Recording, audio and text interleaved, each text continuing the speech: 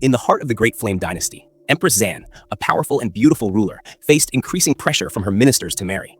Yet, she was determined not to be swayed by their political machinations. To outwit them, she turned to an ancient and risky magic, summoning a servant from another time and space. What she didn't anticipate was that the man she called forth would be an earthling, someone from a far higher dimension than hers. One morning, Sean awoke to a strange and unexpected sight: a woman lying next to him in bed. Her beauty was breathtaking, her curves elegant, and her presence overwhelming. How had she ended up here? Was something inappropriate going on? The woman, equally flustered, quickly recovered and explained, "I slept here to quiet the ministers. They have been insisting I marry, but I wanted to choose my own fate." She introduced herself as the Empress of the Great Flame Dynasty, revealing that her court was full of undercurrents and pressures to take a husband. In defiance, she used a summoning talisman to call upon a servant from another realm. That servant turned out to be Sean. Son, a top-tier operative from an elite 21st century assassination organization, had been in the midst of a deadly ambush. One moment, he was on the verge of action, and the next, he found himself in an unfamiliar space, his head covered by a red cloth. The Empress, upon seeing Sean's lack of cultivation and ordinary appearance, let out a sigh. "Well, a mortal will suffice. It will save a lot of trouble." Confused, Sean asked, "Who are you? Where am I?" The Empress, looking down at him with a regal gaze, responded, "I am the Empress of the Great Flame Dynasty, and I summoned you here to be my husband. From now on, you are the prince of our dynasty, my consort." Sean couldn't contain his laughter. "Does that mean I can just sit back and live off you?" With a slight nod, the Empress confirmed, "Yes." Sean quickly patted the side of the bed. "Then what are we waiting for? Let's get started." The Empress, however, reminded him, "Marital matters are not possible right now. Regarding the summoning talisman's contract ring, I'll figure out a way to free you from it." As she left with her attendants, Sean glanced at his hand. "This ring, does it mean I can't harm the summoner?" At that moment, a voice echoed in his mind. "Do you wish to activate the Supreme System?" Sean smirked. "A system? In this kind of situation? I can't believe it. Fine. I choose no." Sean had long grown weary of his violent past, of being trained as an assassin, living for missions and killing without remorse. What could be better than a carefree life as a prince? The system, displeased by his choice, prepared to erase his memories and seek a new host. Unfazed, Sean continued sipping his tea, but something unusual happened. The system's memory erase failed. It couldn't detect him. Attempts to bind to him also failed. "What's going on?" Sean muttered, bewildered. "Does this system want to be my slave?" After 99,999 unsuccessful attempts, the system finally asked, "Could I be your auxiliary system? To serve you as your slave?" With a grin, Sean replied, "So, you want to be my loyal follower?" Once the system confirmed, Sean named it without hesitation, Puppy. Puppy immediately expressed its affection for the name and reminded Sean, "Master, you must learn to suppress your aura, or you might accidentally erase the system." Sean glanced at a plant nearby, half erased by his aura. "I need to control this." Following Puppy's guidance, he quickly learned to suppress his energy. Later, he asked, "What's happening to me?" "Master," the system explained, "your origins come from a higher dimensional world where your body was bound by 490,000 rules. In this lower dimensional world, those rules no longer constrain you. Your body is absorbing energy from the world's elements." Intrigued, Sean asked, "How many rules govern this world?" "Master, there are 3,000 rules in this world." Sean nearly spat out his drink. "That's definitely a strange feeling." Puppy then shared more details about Sean's unique abilities. Realm, none. Traits, unknown. Bloodline, earthling, potential, unknown, but capable of bypassing any rule or law. Can suppress all beast-type creatures.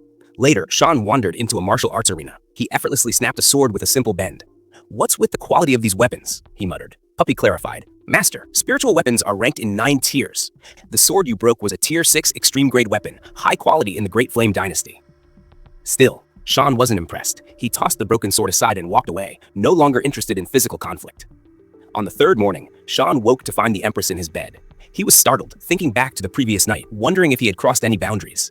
The Empress, sensing his alarm, slowly woke up. "What happened last night? Did I?" She quickly regained composure, adjusting her tone. "How did you sleep last night?" Embarrassed, Sean replied, "I slept well. Did I sleep in the wrong place?" Shaking her head, the Empress explained, "I only slept here to quiet the rumors. If we slept apart on our wedding night, it would stir gossip. I may stay here occasionally. Don't hesitate to ask if you need anything." As she left, she turned to apologize. "I'm sorry for summoning you for my own purposes." Watching her leave, Sean smiled to himself. "She's a great Empress. The woman who supports me is truly extraordinary. My peaceful days are about to begin." That night, in the heart of the royal palace, Empress Zan studied reports in her grand study, her expression growing grim. "Has the situation in the north truly become this dire?" she exclaimed. Jian Liang, a seasoned general, stepped forward. "Your Majesty, the barbarians have grown more audacious. We suspect someone is pulling the strings." According to our intelligence, their sage has left the royal court. The Empress slammed the report onto the table with authority. Enough is enough. I will personally lead the troops to deal with this threat. Prepare for our march northward in 3 days. General Song, you'll accompany me. Jianliang couldn't hide her excitement. Yes, Your Majesty. 3 days later, Empress Zan, astride a regal steed, turned to Jianliang. Are all preparations complete? Jianliang nodded. Yes, Your Majesty. Linger is shadowing him. There's nothing to worry about. But forgive my bluntness, why do you care so much about a man without any cultivation? The Empress's lips curled into a faint smile. Since our union, the Great Flame Dynasty has enjoyed unprecedented stability. Even my strength has grown. Now, let's move. Not far behind, Jianling, Jianliang's daughter, watched the departing troops with a mix of pride and frustration. Mother is something else, she murmured. She heads to war while leaving me to babysit that. Man, the Empress fights for the dynasty, and her husband wanders off to the mountains for snacks. What could she possibly see in him? Her musings were interrupted when a shadowy figure seized Shan. Jianling watched, unimpressed. Serves him right. He's always asking for trouble. Let's see how scared he gets now. But Shan, blissfully unaware of the danger, tore into a pork leg, muttering, "Delicious. Too bad you can't have any, puppy."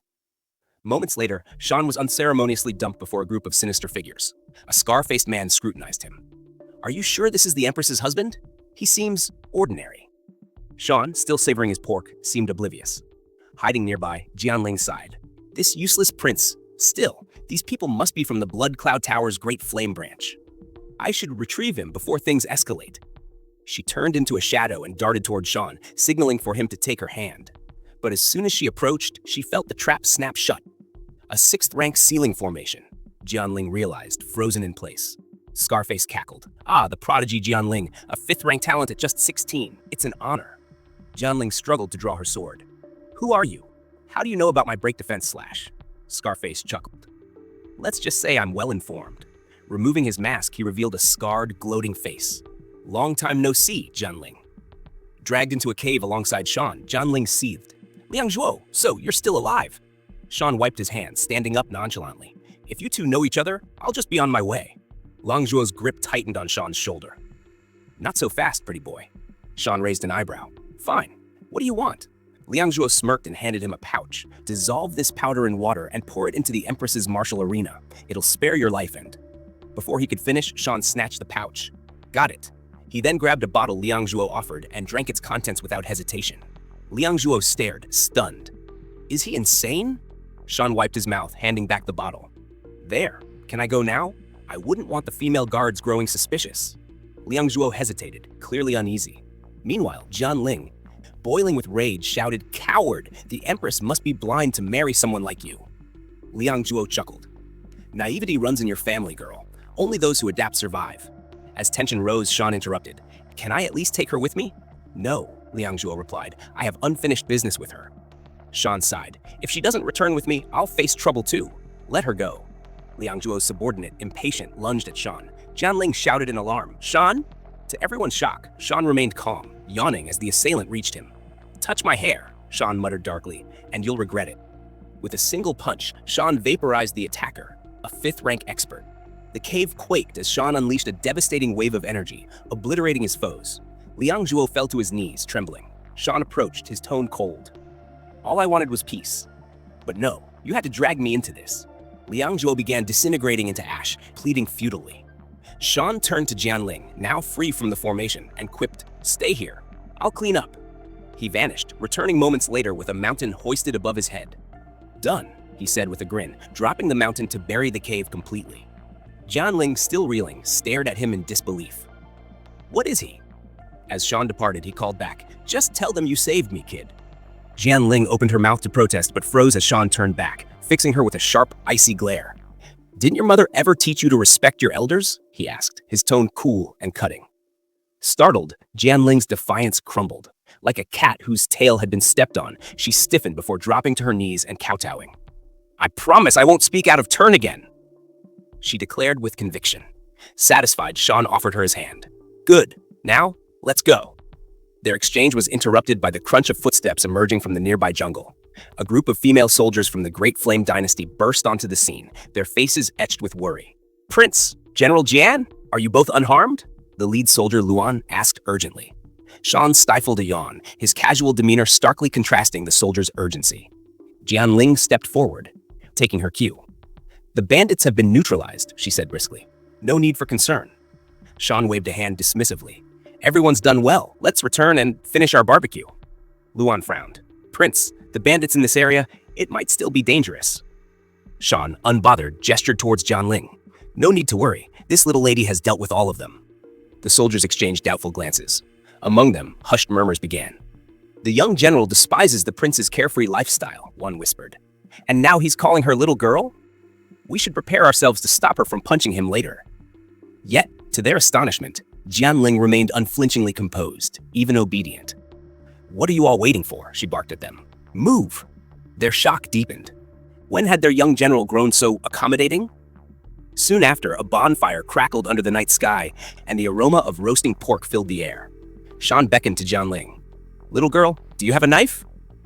Without hesitation, Jianling handed him a short blade. Sean deftly carved a slice of meat, savoring its tenderness and juiciness. All the while, Jianling stood by with an attentive smile, her demeanor calm and radiant. Behind them, the female soldiers whispered again, their disbelief mounting. "This is it!" one soldier hissed. "The young general's lost her mind!" As the meal wound down, Sean turned to Jianling with a curious gleam in his eye. "Little girl, those people who kidnapped me earlier, are they acquaintances of yours?" Jianling's smile vanished, replaced by a somber expression. "Yes," she admitted. "The leader is Liang Zhuo. He was once the bandit chief of Smoke Wolf Stronghold. My mother assigned him as a trial for my coming-of-age ceremony. He was supposed to face public execution a year ago, but somehow ended up working for Bloodcloud Tower as an assassin." Sean raised a brow. "Coming-of-age ceremony? How old are you anyway?" Jianling hesitated, her cheeks tinged with pink. 16, she murmured. 16? Sean exclaimed.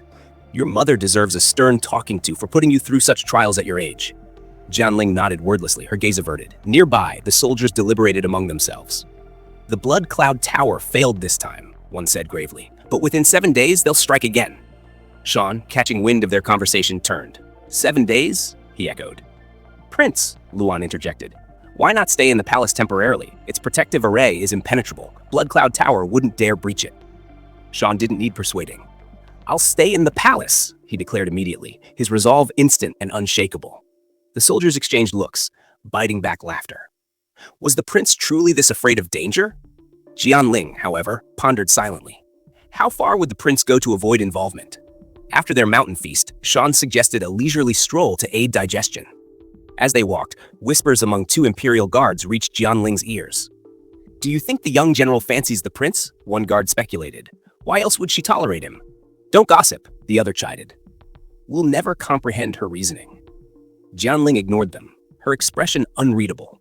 When they reached the edge of a cliff, Sean gazed out at the horizon before turning to Jianling. "Earlier, those guards mentioned commoners suffering. What's that about?" Jianling's face darkened as she answered. "If Blood Cloud Tower fails repeatedly, their usual tactic is to massacre commoners to force the Great Flame Dynasty to pay protection money." Sean frowned. "Protection money?" "Some powerful families place bounties on upright officials who oppose them. Blood Cloud Tower accepts these contracts. When the dynasty protects those officials, Blood Cloud Tower retaliates by targeting civilians until the dynasty yields and pays to cancel the contract." Sean's fists clenched as fury simmered beneath his composed exterior. Though he had an assassin's past, harming innocents was something he could never condone. He looked at Jianling thoughtfully. "Do you think the Empress would call on me to act if she deemed my skills sufficient?" Jianling paused, a flicker of surprise crossing her face. "Perhaps," she said carefully. "If you like the video, feel free to subscribe my channel."